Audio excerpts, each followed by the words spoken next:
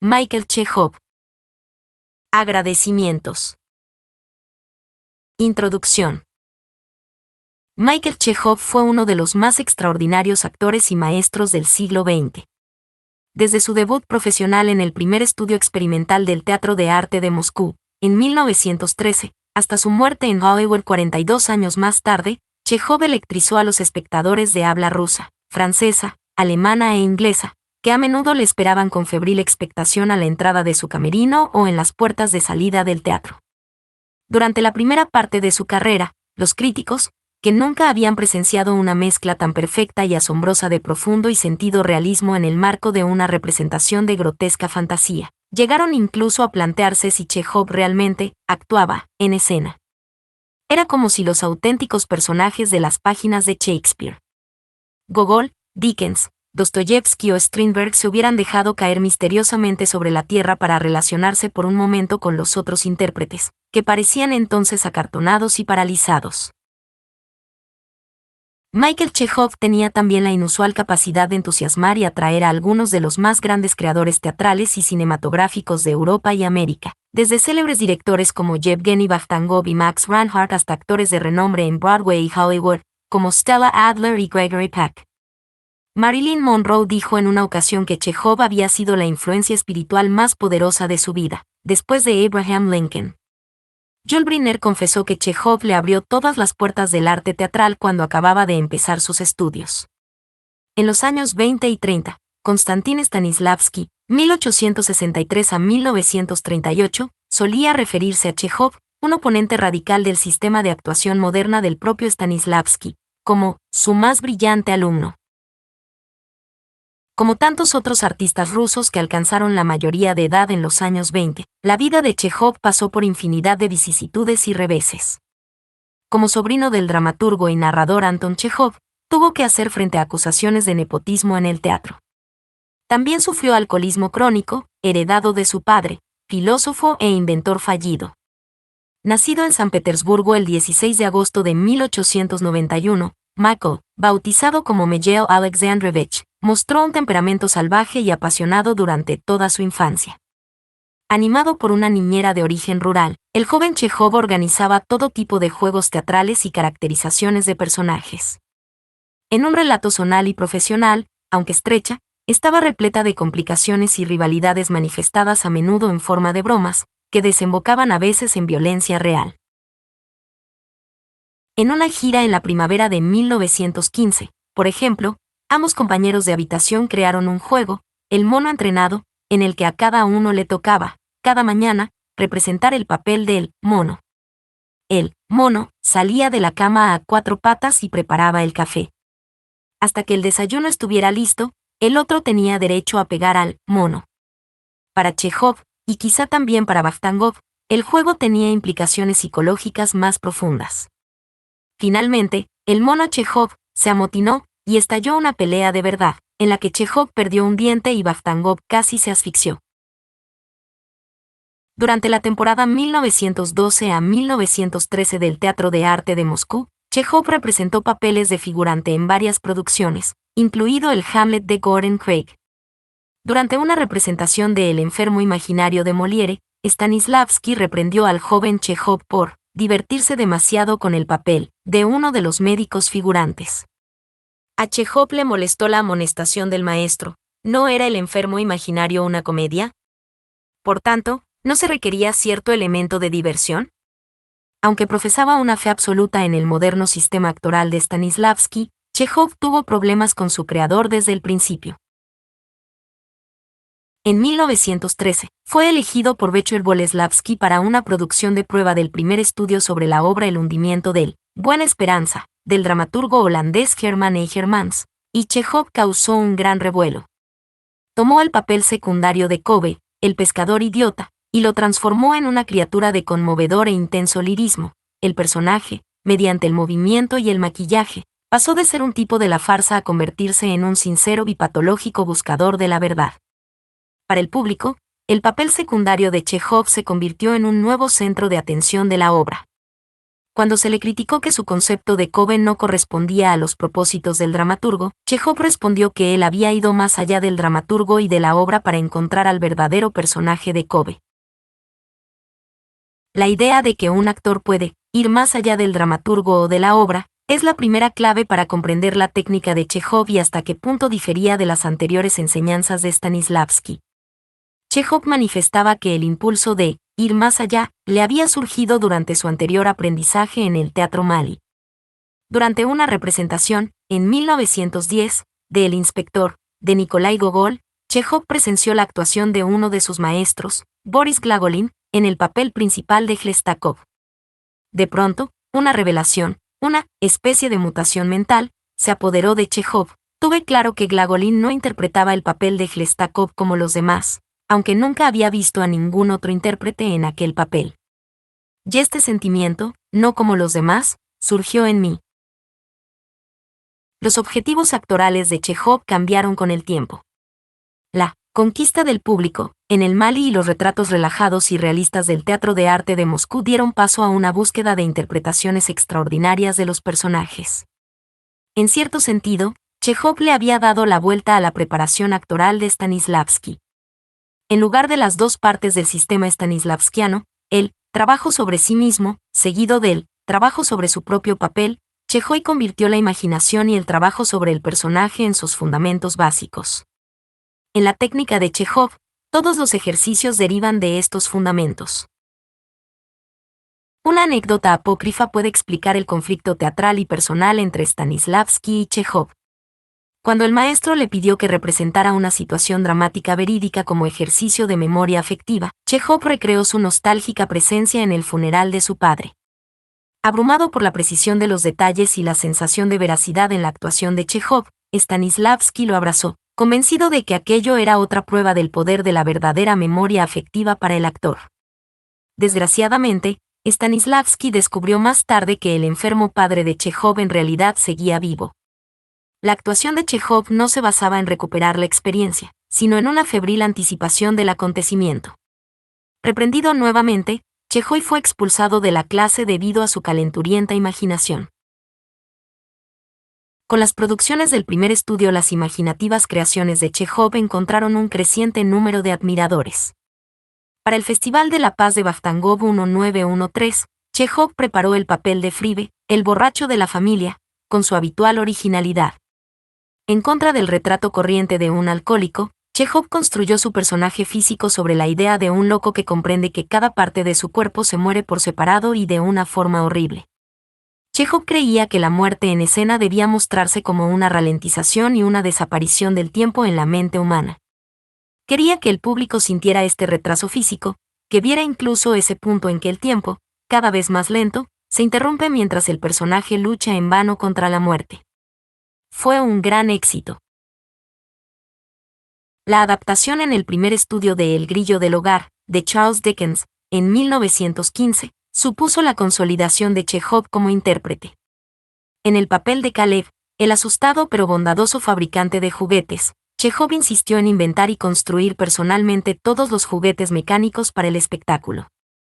Su personaje surgió poco a poco, a medida que pudo visualizar a un anciano sentado en una silla y empezó a imaginar cada acción del personaje. En una mezcla de dostoyevskiana morbosidad y tolstoyano amor absoluto hacia su hija ciega, el Caleb de Chekhov se puso a la altura del infame y mecánico Tarleton de Vajtangov.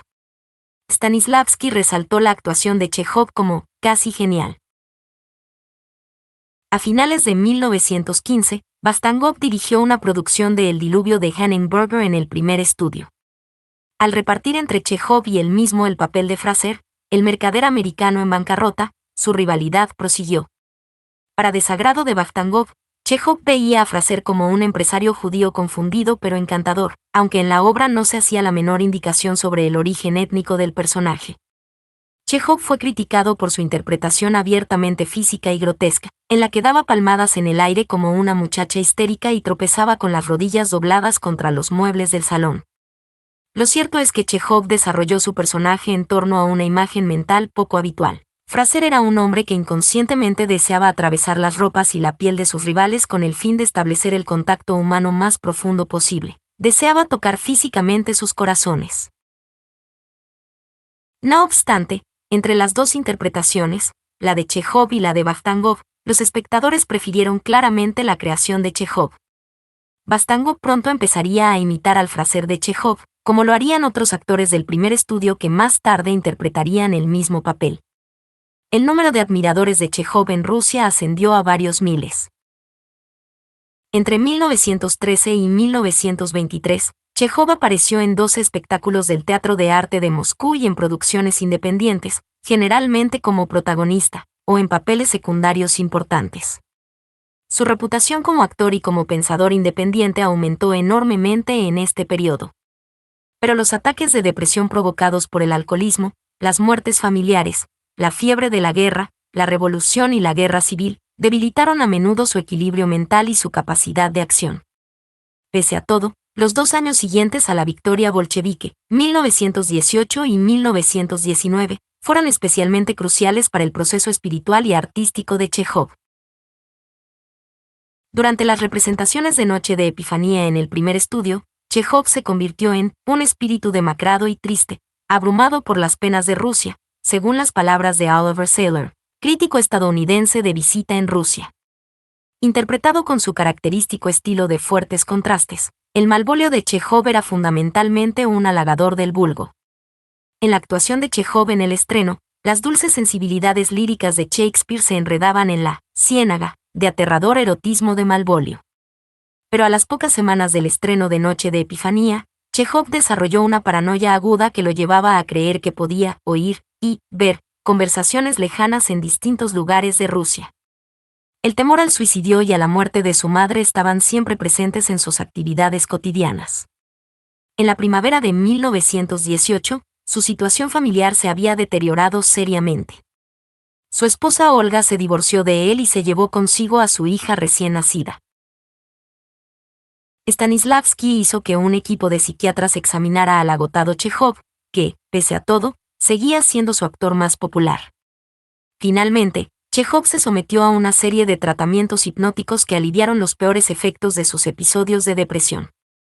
Pero entonces se dio cuenta de que era víctima de ataques de risa incontrolada, que a veces estallaban en plena actuación.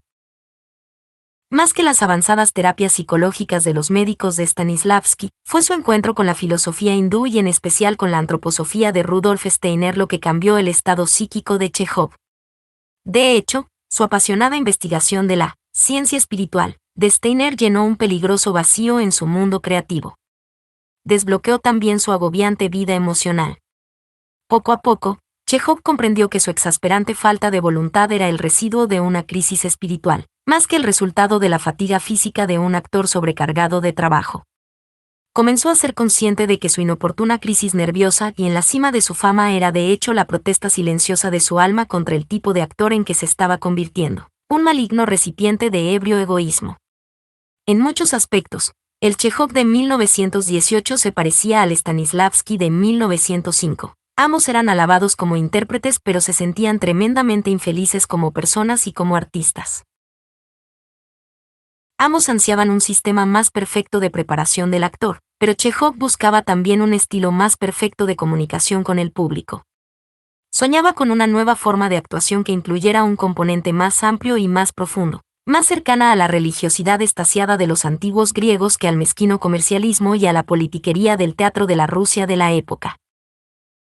Durante los años de la guerra, unos discípulos de Rudolf Steiner, los antroposofistas, realizaron una serie de presentaciones privadas de la euritmia o ciencia del lenguaje visible, en Moscú. Aquellas danzas espirituales, que trataban de transformar el sonido y el color en movimiento, causaron una honda impresión en Chejov. Al igual que los mantras y diversos yogas del sudeste asiático, los ejercicios de sonido y movimiento de Steiner proporcionaban a sus seguidores una vía artística sofisticada y claramente definida. En los centros antroposóficos de Alemania y Suiza, las actuaciones escénicas basadas en la euritmia, bien como nueva forma de danza o como base para el movimiento en los propios misterios dramáticos de Steiner atraían a un amplio público. Aunque Chejov no conoció a Steiner hasta 1922. Durante una gira por Europa Central, sus contactos con los grupos antroposóficos rusos fueron frecuentes y fructíferos. Lo más importante es que estimulaban las ideas de Chejov sobre un teatro ideal. Unir la verdad interior y la profundidad emocional del sistema de Stanislavski con la belleza y el impacto espiritual de la obra de Steiner se convirtió para él en una verdadera obsesión. En 1918, Chejov abrió su propio estudio en Moscú, en el distrito teatral de Arbat. Fue el primero de varios intentos de transmitir su singular forma de actuación. Entre 1918 y 1922, de los cientos de estudiantes que cada otoño se presentaban a las pruebas de admisión, salían elegidos 30 por curso. No olvides darle un me gusta y suscribirte. En diciembre solo quedaban de los próximos textos. Chejov rara vez preparaba una clase. El trabajo en su estudio se basaba sobre todo en sus experimentos sobre el desarrollo del personaje. En su piso, Chejov investigó inicialmente el concepto de reencarnación y las técnicas del yoga hindú. Un nuevo ejercicio implicaba una profunda meditación. Sobre la base de su propio inconsciente colectivo o étnico, los estudiantes trataban de reencarnarse como sus personajes. Si, por ejemplo, un actor en el papel de Hamlet pudiera, en cierta medida, metamorfosearse mentalmente en el Hamlet real, Chejov consideraba que se podría escribir todo un nuevo capítulo sobre la preparación del actor. Aunque sin duda pocos alumnos de su estudio compartían sus convicciones personales y su entusiasmo por lo espiritual, Chejov inventó un vocabulario más directamente orientado hacia el proceso mental y a la imaginación del intérprete. Stanislavski y Vajtangov solían utilizar una terminología abstracta para decir a los actores lo que deseaban obtener de ellos. Por ejemplo, concéntrate, actúa con ingenuidad, siente calor. Esto obligaba al actor a reinterpretar cada indicación según los mecanismos de su mente y de su cuerpo. La instrucción de relajarse, por ejemplo, una indicación de dirección muy frecuente, solía producir una serie de respuestas secundarias en la mente del actor, antes de que éste pudiera lograr la relajación física. Un actor puede pensar lo siguiente: aunque me siento relajado, el director ha dicho que no lo estoy. Por tanto, alguna parte de mi cuerpo debe de estar tensa. Primero debo averiguar cuál es. Empezaré por los hombros. La técnica de Chejov se basaba principalmente en imágenes, especialmente imágenes viscerales, que pasaban por alto los procesos mentales complicados y secundarios. En lugar de decirle al actor que se relajara, Chejov le pedía caminar, o sentarse o ponerse de pie, con un sentimiento de facilidad. El concepto, sentimiento de facilidad, ofrecía al actor una imagen externa, positiva, con la que sustituir la indicación del director de relajarse. Otro ejemplo, en vez de pedir a un actor desgarbado, que hace el papel de un orgulloso aristócrata, que se sentara erguido, Chejov le decía que dejara a su cuerpo pensar hacia arriba. Para alguien que no sea actor, las diferencias entre el planteamiento lingüístico de Chejov y el de sus maestros pueden parecer pequeñas, pero para Chejov eran indicaciones esenciales que reflejaban una profunda comprensión de cómo piensa y cómo responde el actor. Tanto Chejov como Stanislavski creían que hay que ofrecer al actor vías que le permitan superar los clichés actorales y las banalidades teatrales heredadas de las precedentes generaciones de actores de prestigio. Para Stanislavski, esto significaba que el actor tenía que buscar la verdad en la conducta humana real o en la lógica de la psicología humana. Para Chejov el secreto está en alguna parte situada fuera del teatro y de la vida, en algún lugar en lo más profundo de la imaginación del intérprete. Según las enseñanzas de Chejov, son los elementos inefables y mágicos del escenario los que realmente unen al actor y al espectador, el campo de energía, o de vitalidad, que irradia desde el trabajo creativo del actor, sus profundas y sorprendentes elecciones sobre su personaje, la sensación cinética de movimientos corporales y sonidos perfectamente ejecutados. Todo ello crea una atmósfera especial y poderosa, la atmósfera pura del escenario, el naturalismo trasnochado del teatro de arte de Moscú podía verse por cualquier parte en las calles, en la propia vida cotidiana, de modo que el teatro no tenía necesidad de competir en ese terreno. Por el contrario, el desafío de Chejov en relación con Stanislavski profetizaba un nuevo estilo de interpretación basado en la actuación como forma de comunicación humana intensa y espiritual. Por encima de todo, el trabajo de Chejov se asoció con el poder de la imaginación. Dado que la fuerza del teatro reside en su capacidad para comunicar mediante imágenes sensoriales más que mediante ideas literarias, Chejov intentaba descubrir los mecanismos de preparación del actor adecuados para elevar la conciencia imaginativa de sus alumnos.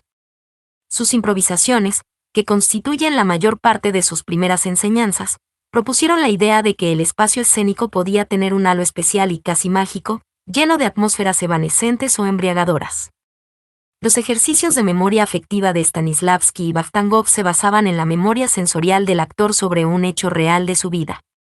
Chejov adiestraba a sus estudiantes para encontrar estímulos externos, ficticios, al margen de sus experiencias personales, que pudieran avivar sus emociones y sus imaginaciones. Al principio del periodo de capitalismo limitado que representó la nueva política económica de Lenin, 1921 a 1927, el estudio de Chejov atravesó dificultades económicas. Las producciones de cuentos de hadas y adaptaciones literarias que Chejov y sus estudiantes ofrecían interesaban solo a un público limitado. Para sobrevivir, por tanto, Chejov se vio forzado a actuar de nuevo en el teatro profesional. Antes de la desaparición de su estudio en 1921, no obstante, Chejov le jugó una mala pasada a Stanislavski. Desde que empezó a aplicar su sistema, Stanislavski había prohibido a todos sus estudiantes y compañeros docentes que revelaran jamás detalle alguno sobre su trabajo. Aunque Stanislavski tenía numerosos detractores fuera del TAM, ninguno podía mencionar con claridad característica alguna concreta de su método de formación, pues se conocía muy poco sobre ello. Solo se podía comentar y criticar rumores, más que cuestiones precisas. Sin embargo, en 1919, Chejov publicó un detallado análisis del trabajo de Stanislavski en 2 números de una publicación cultural obrera, Gorn, Crisol. Stanislavski y los miembros del primer estudio se indignaron, por 2 motivos. Primero, porque Chejov había roto la firme prohibición de Stanislavski, y segundo, porque Chejov atribuía maliciosamente al maestro algunas de sus propias y más extremas ideas. 2 años más tarde, no obstante, Stanislavski y Vajtangov perdonaron a Chejov. A principios del año 1921, Chejov actuó como protagonista en la sombría y expresionista producción de Vajtangov sobre la obra de August Strindberg Eric XIV. En su papel de joven rey, socialmente incapaz, en la corrupta corte sueca, Chejov descubrió la naturaleza interior del personaje en los ensayos, a base de pensar continuamente en una sorprendente imagen. Eric está atrapado en el interior de un círculo. Sus manos salen del círculo para tratar de alcanzar algo, pero Eric no encuentra nada. Sus manos caen sin esperanza, vacías. A partir de su aprendizaje de la euritmia, Chejov encontró su papel mediante el juego con la forma y la calidad del movimiento del personaje y a través de una reorganización de su estatura y su forma física. Solo cuando pudo ver el gesto del personaje, Chejov empezó su encarnación o incorporación del papel. Mediante una imagen puramente externa, en lugar de una memoria afectiva, Chejov creó el personaje de Eric de un modo sorprendente y nada stanislavskiano. A la vez que representaba a Eric XIV, Chejov ensayaba el papel principal en El inspector de Gogol, para el Teatro de Arte de Moscú, bajo la dirección de Stanislavski. El experto director dominaba a sus jóvenes intérpretes, de tal modo que a menudo los interrumpía en medio de una frase para hacerles una demostración de sus propios criterios personales de actuación. Pero la interpretación que Chejov hizo de Chlestakov era tan inusual y su caracterización física, tan audaz, un duendecillo malicioso de otro mundo, que incluso sus compañeros del primer estudio quedaron asombrados y Stanislavski no trató de mejorar las elecciones de Chejov. En la noche del estreno de El inspector, un impresionado Vajtangov murmuró a Stanislavski: ¿Es posible que sea este el mismo hombre que vemos en nuestro estudio cada mañana? Vajtangov, que había trabajado con Chejov en el proyecto de Eric XIV, a duras penas lo reconocía ahora en el personaje de Gogol. Algunos espectadores señalaron que Chejov daba a su papel una matizada y extraña ligereza.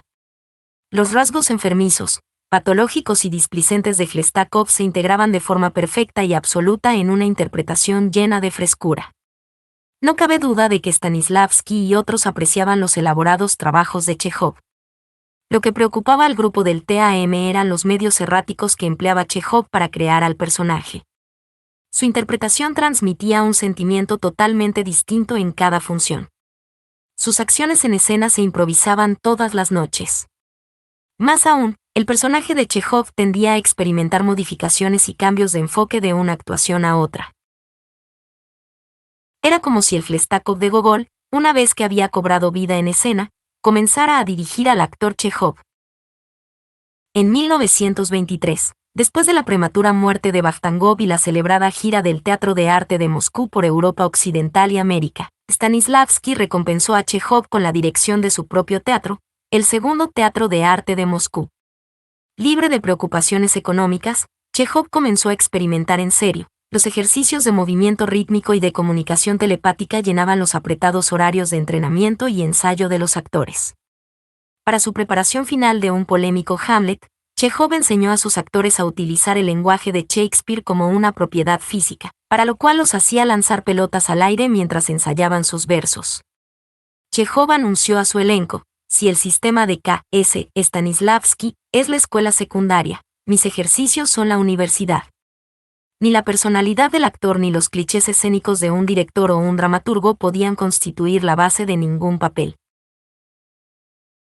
Chejov argumentaba que su Hamlet variaba de una función a otra, a veces con independencia de sus propias órdenes, como respuesta a las necesidades inconscientes de su público.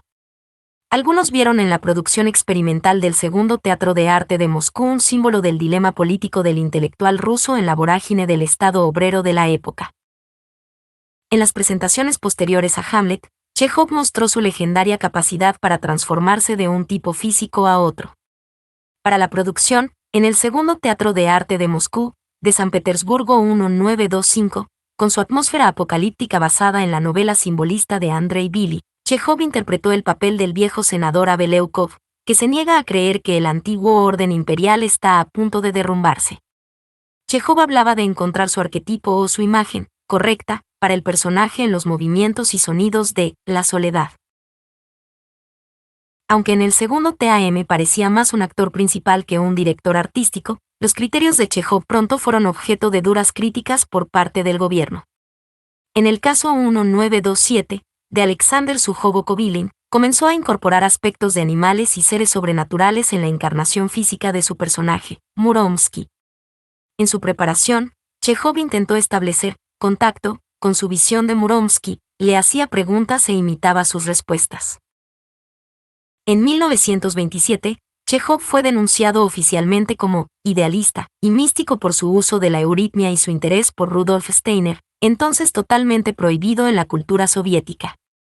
Como protesta por las técnicas de Chejov, 17 intérpretes abandonaron el Segundo Teatro de Arte de Moscú. Inmediatamente después de la decisión, los principales periódicos de Moscú tildaron a Chejov de artista enfermo y calificaron sus producciones de extrañas y reaccionarias. Aquel año llegó a estar fichado para su liquidación. Pero su popularidad y la suerte estuvieron de su lado. Gracias a su trabajo en el cine y a la publicación de su autobiografía, tuvo apoyos incluso en el seno del gobierno y de la GPU, la Policía Secreta Soviética. En agosto de 1928, después de recibir una invitación del director austríaco Max Reinhardt para actuar en Alemania, Chejov fue autorizado a emigrar con su familia. Se fue inmediatamente a Berlín. Allí Chejov empezó una segunda fase de su carrera, sus Wanderjahre, sus años errantes, un periodo de éxitos tanto profesionales como personales. A su llegada a Berlín a finales del verano de 1928, Michael Chejov inició la segunda etapa de su carrera, un exilio voluntario a través de Europa Central, Occidental y Oriental. Durante 7 años, en su mayor parte repletos de desilusiones, Chejov prosiguió fuera de la Rusia soviética su lucha continua para crear su propia compañía y su propio método de preparación actoral. Pero en cada país de adopción donde su trabajo como actor era objeto de alta estima, los grandiosos planes de Chejov de crear un estudio o escuela de teatro se estancaban, se frustraban o se desintegraban. La tradicional maldición que atormentaba a otros artistas rusos exiliados, que ninguna nación fuera de la madre Rusia los aceptarían y los comprendería del todo, perseguía obstinadamente a Chejov allí a donde fuera. Su primer encuentro profesional en el extranjero, con Max Reinhardt en Berlín, lo dejó deprimido y confuso. Cuando esperaba interpretar un Hamlet en solitario en los escenarios alemanes, Chejov fue contratado para el papel de Skid, el desconsolado esposo de una prometedora joven actriz de Broadway, en la obra de corte jazzístico titulada Broadway, de George Abegg y Philip Dunham, que en Europa pasó a llamarse Artistas. La obra se representaba ya con éxito en Berlín, y Reinhardt preparaba una segunda versión con Chejov para su presentación en Viena. Montaba sobre un escenario similar al de un circo, en uno de los mayores teatros de Viena, Artista se estrenó en febrero de 1929. A Chekhov le disgustaba todo lo relacionado con aquella producción, el corto y descuidado proceso de ensayos, la ausencia general de dirección, sobre todo, su propia caracterización, poco inspirada. Durante el flojo estreno de la obra, sin embargo, Chekhov tuvo una extraña visión. Vio que el personaje Skid le hacía señas para sentarse de una determinada manera, hablar con otra entonación, moverse más despacio, mirar con mayor intensidad a su esposa. Chekhov interpretó esta revelación de un modo personal y místico. La fatiga y la calma me habían convertido en un espectador de mi propia actuación. Mi conciencia estaba dividida, yo estaba entre el público, cerca de mí mismo y en cada uno de mis compañeros. Su actuación en Artistas tuvo una acogida entusiasta y garantizó a Chekhov una nueva carrera en el mundo de habla alemana. En el plazo de un año apareció en 3 importantes películas alemanas. Chekhov llamó a esta introspección visionaria, conciencia dividida, ya que su resultado era la doble percepción de actuar ante un público y a la vez seguir las orientaciones de su personaje. En su última producción soviética, El caso, había intentado invocar la imagen de Muromsky, pero solo en Viena el personaje se apareció de forma natural e íntegra. Obedecer al ego superior o salirse de uno mismo para adaptarse a las exigencias del personaje se convirtió en el nuevo credo de Chekhov. Cuando le explicó este concepto a Stanislavski, aquella primavera, en un café de Berlín, si el maestro se quedó sobresaltado y perplejo. No olvides darle un me gusta y suscribirte. Chekhov reprendió a Stanislavski por crear un sistema dañino de formación actoral. En su opinión, la fuerte dependencia de Stanislavski de los mecanismos de la memoria afectiva llevaba a los actores a una histeria incontrolada. De pronto, sus antiguos papeles de alumno y maestro se habían invertido. Chekhov recomendó a Stanislavski sustituir la memoria afectiva por la imaginación pura. De las 3 fases activas de la mente: soñar, pensar o recordar e imaginar, y le dijo Chekhov a Stanislavski, únicamente la imaginación es realmente eficaz en la creación artística. Stanislavski tenía que estar forzosamente en desacuerdo con el acaloramiento y la apasionada insistencia de Chekhov. En 1930, Vsevolod Meyerold y otros artistas teatrales soviéticos visitaron a Chekhov en Berlín, con el propósito de persuadirlo para que volviera a Moscú. De regreso a la Unión Soviética, Meyerold llegó a bromear incluso con sus actores sobre un plan para secuestrar a Chekhov. Entretanto, Chekhov estaba ocupado con la euritmia y la antroposofía, siendo asiduo de los centros de Rudolf Steiner en Alemania. Pero, también varados en Berlín, en un exilio voluntario de Rusia y Palestina, estaban los actores del Teatro Abima. Estos se acercaron a Chekhov, colega emigrado de Rusia y del TAM, para rogarle que los dirigiera en una obra de Shakespeare. Chekhov seleccionó Noche de Epifanía, pero pronto comprendió que los jóvenes y adultos discípulos de Vajtangov eran cualquier cosa menos actores cómicos por naturaleza. Para ellos, Chekhov inventó una serie de ejercicios de ligereza, que abordaron con su entrega y su fervor habituales. En el momento del estreno de la obra, la Noche de Epifanía hebrea tenía una textura ligera y etérea. La incursión de la Abima en Shakespeare tuvo una favorable acogida en periódicos de todo el mundo y la reputación de Chekhov como director de escena innovador llegó a Francia y a los países de habla inglesa. A principios de 1931, Chekhov empezó a pensar en abandonar Berlín. Comenzó a trabajar en un Hamlet, compacto y con vestuario moderno, en el que, ingeniosamente, Claudio y Gertrudis interpretarían ellos mismos los papeles del rey y la reina ficticios. Posteriormente le ofrecieron a Chekhov otros proyectos, como la dirección de 2 teatros en lengua rusa que acababan de crearse en Praga y París, pero todos fracasaron por motivos económicos. No obstante, París albergaba por sí sola la mayor colonia rusa fuera de la Unión Soviética. En la primavera de 1931, Chekhov hizo de París su nuevo hogar. Distintas facciones pro- y antibolcheviques del mundo de la emigración rusa unieron sus fuerzas para oponerse a los planes teatrales de Chekhov.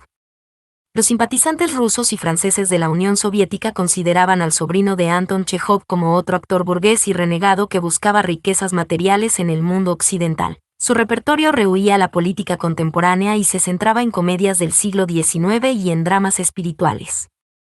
Por otra parte, dado que Chekhov se negaba a hacer declaraciones contra el comunismo o afirmar sus declaraciones, Las poderosas facciones rusas antibolcheviques lo acusaron de ser un agente de la GPU.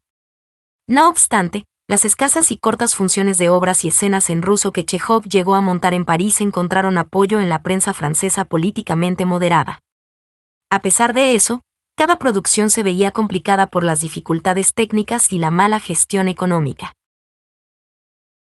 Pasado un tiempo, con la ayuda monetaria y las capacidades de producción de Georgette Bohun, una joven alumna de Max Reinhardt, fundadora del Deutsche Bühne de París, Chejov llegaría a crear su propio teatro, el Chejov Bonner Studio. En noviembre de 1931 se inauguró con una pantomima mística creada e interpretada por el mismo Chejov.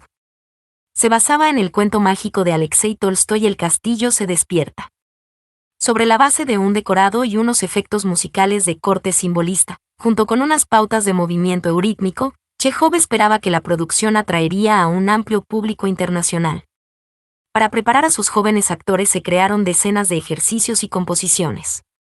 Con el fin de evitar el problema de actuar exclusivamente para la comunidad de emigrantes rusos o interpretar con un francés mal pronunciado, Chejov inventó un lenguaje universal para El castillo se despierta, sobre la base de las ideas de Rudolf Steiner. De hecho, el escaso texto consistía solo en 50 líneas de diálogo fragmentado que, aunque había sido concebido en alemán, se interpretaba en francés. Aunque la producción fue muy bien acogida por buena parte de la prensa parisiense y extranjera, las dificultades surgidas en el estreno con el decorado y los tramoyistas, así como el tema místico de la obra, afectaron a la recepción del espectáculo por parte del público aficionado al teatro. Una vez más, el sueño de Chejov fracasaba. Enormemente sensible a las críticas, no volvió a experimentar nunca más con la creación de textos para su teatro futuro. Después de esta experiencia, además, la antroposofía se convirtió en un aspecto esencialmente privado de su vida y de su trabajo. Bohun y Víktor Gromov, uno de los ayudantes rusos de Chejov, hicieron gestiones para conseguirle un puesto seguro en los teatros estatales de las repúblicas independientes de Letonia y Lituania, en 1932 y 1933. Un grupo de antiguos miembros del primer estudio y del segundo estudio del Teatro de Arte de Moscú se trasladaron a los estados bálticos y se unieron a la compañía de Chejov. De regreso a Europa Oriental, Chejov volvió a disfrutar durante un breve tiempo del estrellato como actor y como maestro. Con sus actuaciones en ruso, mientras los demás intérpretes actuaban en sus lenguas maternas, Chejov superó al fin en escena las barreras lingüísticas que atormentaron sus primeros años errantes. Pero la amenaza de la guerra y de un golpe de Estado fascista, junto con la creciente xenofobia en las repúblicas bálticas, obligaron a Chejov y a sus colegas rusos a volver temporalmente a Europa Occidental, y luego, por invitación del empresario teatral Sol Urok, a Estados Unidos. Rebautizado por Urok como los Moscow Art Players, el grupo de Chejov abrió temporada en Broadway en la primavera de 1935. Urok ignoró las protestas diplomáticas de la embajada soviética en Washington y trató de hacer creer al público que los actores rusos eran el auténtico teatro de arte de Moscú. No obstante, el nombre equívoco y la engañosa campaña de publicidad resultaron innecesarios. Las extraordinarias caracterizaciones de Chejov y su magnífica dirección de los clásicos rusos y soviéticos cautivaron a la intelectualidad teatral estadounidense. Un sector del Group Theater, dirigido por Stella Adler, se planteó pedir a Chejov que ocupara la dirección del grupo, que acababa de quedar vacante. Acababan de dimitir Lee Strasberg y Cheryl Crawford. Adler, que el año anterior había trabajado en París con Stanislavski, recordaba el consejo del maestro: buscar a Chejov donde quiera que actuara. Y ahora el apátrida Chejov se le ofrecía en bandeja. En respuesta a la petición del grupo, Chejov dio una conferencia demostración de su técnica en septiembre de 1935. Mientras Oliver Sayler, experto en teatro ruso, que había visto actuar a Chejov en Moscú en Noche de Epifanía, traducía sus palabras, Chejov exponía los elementos básicos de su técnica, especialmente en lo relativo a la caracterización. La sesión tenía especial importancia, pues por primera vez se presentaban explícitamente ejemplos de su trabajo desde su exilio de Moscú. Chejov afirmó que el resultado final de toda preparación del actor es el desarrollo del personaje escénico. Observó que el actor de Stanislavski habría sido enseñado a crear su papel sobre la base de las similitudes entre su historia personal y la del personaje de la obra. Pero esta constante repetición de la propia naturaleza del actor para crear distintos papeles a lo largo de los años era la causa de una progresiva degeneración de talento.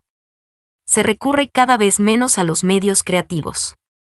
Con el tiempo, el actor empieza a imitarse a sí mismo y a basarse, mayoritariamente, en la repetición de amaneramientos personales y clichés escénicos. Al igual que Stanislavski y Vajtangov, Chejov había abordado un problema fundamental del trabajo del actor, la limitada variedad de caracterizaciones del actor corriente. Sin embargo, las soluciones que Chejov expuso en la conferencia de 1935 diferían notablemente de las de aquellos. Como antes había sucedido en Moscú con Stanislavski y el teatro de arte, hubo dudas en el Group Theater sobre cómo reaccionar ante las explicaciones de la técnica de Chejov. Sus extraordinarias dotes actorales eran indiscutibles, pero se planteaba otra cuestión: ¿era posible enseñar su técnica? Stella Adler y Bobby Louis estaban entusiasmados con muchos de los conceptos de Chejov, algunos de los cuales emplearían más tarde en sus propias clases. Pero a la mayoría del grupo le parecieron demasiado extremas las teorías de Chejov. Algunos de sus miembros más izquierdistas, en plan jocoso, llegaron a sugerir que lo devolvieran a Rusia. Entre bastidores, después del estreno en Broadway de los Moscow Art Players, otra joven actriz estableció contacto con Chejov. Era Beatrice Straight, en quien Chejov encontró al fin a una benefactora sensible y de talento. Junto con su amiga Deirdre Hurst, que pronto se convertiría en la secretaria y asistente editorial de Chejov, Straight invitó a Chejov a Garrington Hall, en Devonshire, Inglaterra, donde se encontraba la residencia de su familia y la sede de una institución educadora progresista. En 1936, entre otros proyectos experimentales relacionados con la agricultura, la música, el sector de pequeñas embarcaciones y la danza moderna, Chejov sentó los cimientos de su nuevo teatro. Allí, en la comunidad utópica de Dartington, creada 9 años antes por los padrastros de Straight, Leonard y Dorothy Elmhurst, el trío formado por Chejov, Straight y Hurst convocó a profesores y alumnos para estudiar la técnica Chejov. Procedentes de Estados Unidos, Inglaterra, Canadá, Australia, Nueva Zelanda, Alemania, Austria, Noruega y Lituania. 2 docenas de jóvenes actores se convertirían en los iniciados del sueño que Chejov había mantenido desde hacía 25 años, el Teatro Estudio Chejov. Allí, la preparación, que duraba 2 años completos, era completa y exhaustiva. En Inglaterra, Chejov dio la vuelta completamente a gran parte de las técnicas del sistema de Stanislavski. Como siempre, le preocupaba sobre todo la especial naturaleza física del movimiento del actor y la creación de personajes nuevos y emocionantes.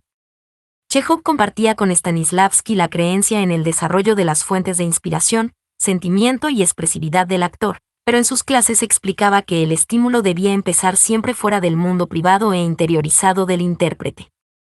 En Dartington, unos sencillos ejercicios sobre los 4 hermanos, los sentimientos de facilidad, forma, belleza y globalidad, adiestraban al actor con movimientos psicofísicos especiales, que lo obligaban a pensar sobre su cuerpo en el espacio teatral como lo haría un coreógrafo o un bailarín.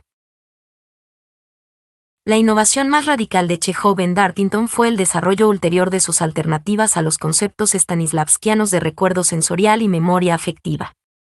La estimulación sensorial provenía de la creación de atmósferas y cualidades, o expresiones externas que, al sumarse al movimiento, provocaban los sentimientos representados por los gestos.